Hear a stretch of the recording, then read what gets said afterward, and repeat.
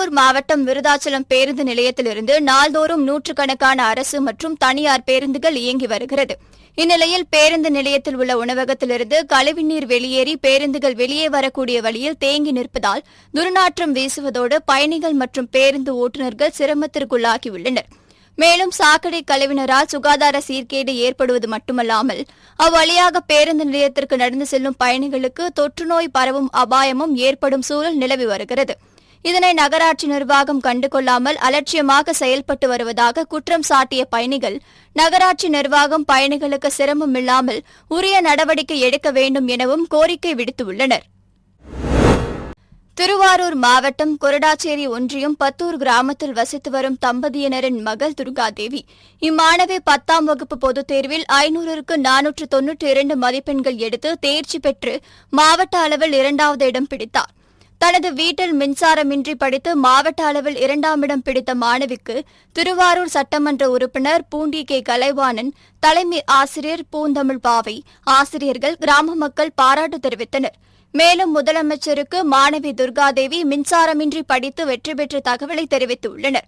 இதனையடுத்து முதலமைச்சர் மு.க.ஸ்டாலின் மாணவி துர்காதேவிக்கு வாழ்த்து தெரிவித்து உடனடியாக அவரது வீட்டிற்கு இலவச மின்சாரம் வழங்க உத்தரவிட்டார். கல்விக்கு முக்கியத்துவம் கொடுத்து வீட்டிற்கு இலவச மின்சாரம் வழங்கிய தமிழ்நாடு முதலமைச்சருக்கு மாணவி துர்காதேவி மற்றும் குடும்பத்தினர் நன்றி தெரிவித்துக் கொண்டனர். கொடாச்சேரி ஒன்றியம் பத்தூர் கிராமத்தில் வசிட்டு வந்துட்டு இருக்கோம். என் பேர் துர்காதேவி, அப்பா பேரு பாலா, மெக்கானிக்கா இருக்காங்க. அம்மா பேரு சுதா, ஹவுஸ் ஒய்ஃபா இருக்காங்க. அண்ணன் பேரு மணிகண்டன். நான் கொடாச்சேரியில் உள்ள அரசு பெண்கள் மேல்நிலைப் பள்ளியில் 10ஆம் வகுப்பு படிச்சு வந்துட்டு இருக்கேன். நான் இப்போ நடந்த பொதுத் தேர்வில் 500க்கு 492 மதிப்பெண் எடுத்திருக்கேன். டிஸ்ட்ரிக்ட்லேயே செகண்டு. நான் படித்ததெல்லாம் பார்த்தீங்கன்னா கரண்ட் இல்லாமல் தான் படித்தேன். கரண்ட் வசதி எங்கள் வீட்டில் கிடையாது. அதனால் அதை பார்த்துட்டு நான் நிறைய மார்க் எடுத்திருக்கேன் அப்படிங்கிறத பார்த்து எம்எல்ஏ சார், டீச்சர்ஸ் எல்லாருமே எனக்கு ரொம்ப பாராட்டு தெரிவித்தாங்க. அந்த செய்தி தமிழ்நாடு முதலமைச்சருக்கும் போய் அவங்க இப்போ வந்து கரண்ட் வசதி எங்கள் வீட்டுக்கு வந்து செஞ்சு கொடுத்துட்டாங்க. அதனால் அவங்களுக்கு ஃபஸ்ட்டு நன்றியை தெரிவிச்சுக்கிறேன். என்னோட எய்ம் வந்து டாக்டர் ஆகணும்னு. அந்த மாதிரி நான் டாக்டர் ஆகி தமிழ்நாடு முதலமைச்சருக்கு நிறைய பெருமையை சேர்த்து நிறைய சேவை செஞ்சு கொடுப்பேன். நான் இங்கேருந்து எங்கள் வீட்டிலேருந்து நான் பத்தூருக்கு உள்ளே போகணுன்னா எங்கள் ஃபுல்லாகவே மண் சாலையாக தான் இருக்குது. அதனால் அதை நீங்கள் தார் சாலையாக மாற்றி கொடுக்கணும்னு கேட்டுக்கிறேன். மயிலாடுதுறை மாவட்டம் சீர்காழியில் இலங்கையில் தமிழீழ மக்கள் படுகொலை செய்யப்பட்ட 15ஆம் ஆண்டு நினைவேந்தல் நிகழ்ச்சி அனுசரிக்கப்பட்டது. இதில் தந்தை பெரியார் திராவிட கழகம், விடுதலை சிறுத்தை கட்சியினர், மக்கள் அதிகாரம் அமைப்பினர், மார்க்சிஸ்ட் கம்யூனிஸ்ட் கட்சியினர் மற்றும் சமூக ஆர்வலர்கள் அனைவரும் ஒன்று சேர்ந்து சீர்காழி பழைய பேருந்து நிலையத்தில் வைக்கப்பட்டிருந்த பேனருக்கு மாலை அணிவித்து மலர் தூவி மெழுகுவர்த்தி ஏந்தி நினைவஞ்சலி செலுத்தினர். தேனி மாவட்டம் பெரியகுளம் அருகே உள்ள கும்பக்கரை அருவியில் நீர்பிடிப்பு பகுதிகளான மேற்கு தொடர்ச்சி மலைப்பகுதி மற்றும் வட்டக்கானல், வெள்ளக்கிவி உள்ளிட்ட பகுதிகளில் கனமழை பெய்து காற்றாற்று வெள்ளம் ஏற்பட்டால் சுற்றுலா பயணிகளுக்கு பாதுகாப்பு இல்லாத சூழல் ஏற்படும். இதனால் சுற்றுலா பயணிகளின் பாதுகாப்பு நலன் கருதி மறு உத்தரவு வரும் வரை கும்பக்கரை அருவியில் சுற்றுலா பயணிகள் குளிக்க தடை விதிப்பதாக தேவானம்பட்டினம் வனச்சக்கர வனத்துறையினர் அறிவித்துள்ளனர்.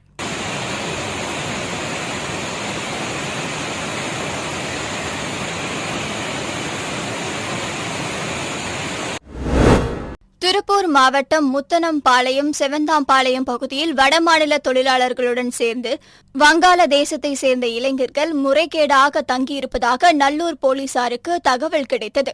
இதனை அடுத்து தனிப்படை போலீசார் வடமாநில தொழிலாளர்கள் தங்கியிருக்கும் பகுதிகளில் சோதனை நடத்தினர். அப்போது பாஸ்போர்ட், விசா போன்ற எந்த ஆவணங்களும் இல்லாமல் முறைகேடாக தங்கியிருந்த 2 வங்காளதேச இளைஞர்களை நல்லூர் காவல் நிலையம் அழைத்து சென்று விசாரித்தனர்.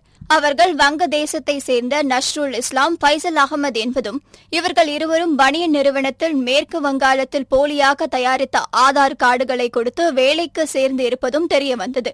இதனை அடுத்து 2 பேரையும் போலீசார் கைது செய்தனர். திருச்சி மாவட்டம் சமயபுரம் அருகே உள்ள இருங்கலூர் ஊராட்சியில் அமைந்துள்ள எஸ்ஆர்எம் மருத்துவக் கல்லூரி மருத்துவமனை மற்றும் ஆராய்ச்சி மையத்தில் எஸ்ஆர்எம் சென்னை, ராமாபுரம் மற்றும் திருச்சி வளாகத்தில் தலைவர் டாக்டர் சிவக்குமார் தலைமையில் பட்டமளிப்பு விழா நடைபெற்றது. இதில் தமிழ்நாடு டாக்டர் எம்ஜிஆர் மருத்துவ பல்கலைக்கழகம் துணைவேந்தர் டாக்டர் நாராயணசாமி சிறப்பு விருந்தினராக கலந்து கொண்டு மருத்துவம் படித்த 15 மாணவர்களுக்கு சிறப்பு விருதும், முதுகலையில் 32 பேருக்கும், இளங்கலையில் 144 பேருக்கும் பட்டங்களை வழங்கினார். தேனி அருகே ஆதிப்பட்டி கிராமத்தில் வசித்து வந்த தேவியம்மாள் என்ற மூதாட்டி அப்பகுதியில் ஆடுகள் மேய்த்து விவசாய பணியில் ஈடுபட்டு வந்தார். இந்நிலையில் இவர் ஆதிப்பட்டி மேம்பாலம் கீழே செல்லும் ரயில் தண்டவாளம் அருகே விவசாய பணிகளில் ஈடுபட்டு வந்திருந்தார். அவருடன் அவரது 4 வயது பேரன் தேஜஸ்குமாரும் இருந்தார். அப்போது தண்டவாளத்தில் ரயில் வந்து கொண்டிருப்பதை கவனிக்காத சிறுவன் தண்டவாளம் அருகே நின்றுள்ளார். இதனை கவனித்த மூதாட்டி தேவியம்மாள் தனது பேரனை தண்டவாளத்தில் இருந்து தள்ளிவிட்டு ரயிலில் அடிபட்டு தூக்கி வீசப்பட்டு சம்பவ இடத்திலேயே உயிரிழந்தார். மேலும் சிறுவன் காலில் மட்டும் ரயில் மோதி காயங்களுடன் அதிர்ஷ்டவசமாக உயிர் தப்பினார். பின்னர் அடிப்பட்ட சிறுவன் தேஜஸ்குமாரை அருகில் இருந்தவர்கள் மீட்டு உடனடியாக தேனி அரசு மருத்துவக் கல்லூரி மருத்துவமனைக்கு அனுப்பி வைத்தனர். பின்னர் இதுகுறித்து தகவல் அறிந்து ரயில்வே போலீசார் உயிரிழந்த தேவியம்மாள் உடலை கைப்பற்றி சம்பவம் தொடர்பாக விசாரணை நடத்தி வருகின்றனர். கள்ளக்குறிச்சி மாவட்டம் உளுந்தூர்பேட்டை அருகே உள்ள வெள்ளியூர் கிராமத்தை சேர்ந்தவர் விஜயகுமார். தச்சு வேலை செய்து வரும் இவருக்கு மனைவி சுகன்யா மற்றும் 3 பெண் குழந்தைகள் உள்ளனர். இவரது மனைவி சுகன்யா தனியார் பள்ளி ஒன்றில் ஆசிரியராக வேலை பார்த்து வந்துள்ளார். இந்நிலையில் வழக்கம் போல் கணவன் மற்றும் குழந்தைகளுடன் இரவு உணவு சாப்பிட்டுவிட்டு அனைவரும் உறங்க சென்றுள்ள நிலையில் சுகன்யா சமையல் அறையில் உள்ள மின்விசிறியில் தூக்கில் தொங்கியுள்ளார். இதனை அடுத்து விஜயகுமார் தூக்கில் தொங்கிய சுகன்யாவை மீட்டு உளுந்தூர்பேட்டை அரசு மருத்துவமனைக்கு கொண்டு சென்ற நிலையில் அங்கு பரிசோதித்த மருத்துவர்கள் அவர் ஏற்கனவே இறந்துவிட்டதாக தெரிவித்தனர். இதனை அறிந்த சுகன்யாவின் தாய் தனது மகள் சாவில் சந்தேகம் இருப்பதாக கூறி உளுந்தூர்பேட்டை காவல் நிலையத்தில் புகார் அளித்தார். அதன் பேரில் போலீசார் சுகன்யாவின் உடலை கைப்பற்றி விசாரணை நடத்தி வருகின்றனர்.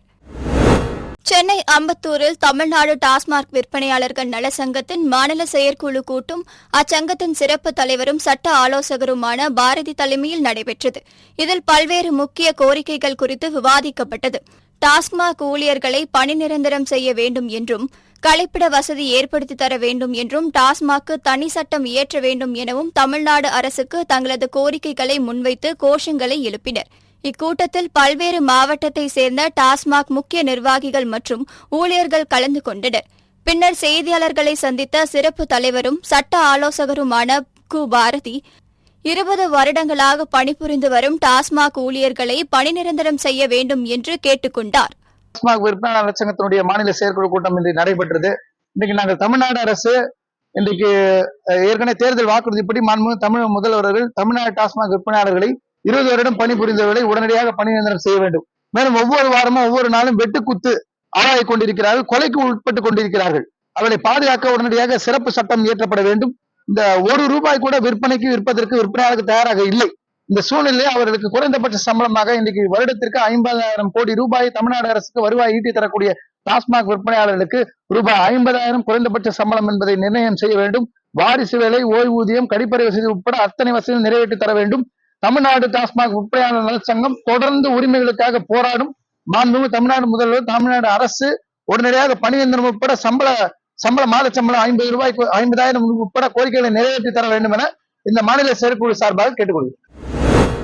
சேலத்தில் கடந்த மாதம் அதிகபட்சமாக 108 டிகிரி வரை வெயில் பதிவானது.